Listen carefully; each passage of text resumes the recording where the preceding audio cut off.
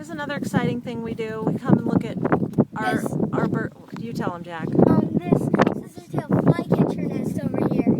Yeah, there's a bird nest. You can't really see it on the video, but it's in between the two poles on, you know, the light pole or the electric pole. It's in between there. You could kind of see it.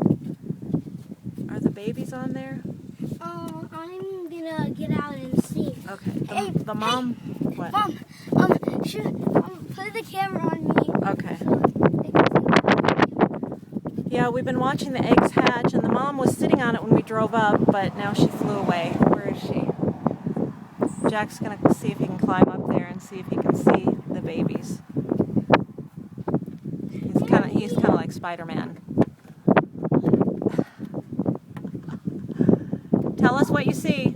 I can see a baby bird. Can you? Yeah. Are there any babies in there, Jack? I don't think so. No. Are there eggs? I know there aren't. There aren't. Are there any eggs in there? No, because the baby's already hatched. I know, but maybe they laid more eggs. I don't know. Well, if there is, I see something red in there. Oh, I think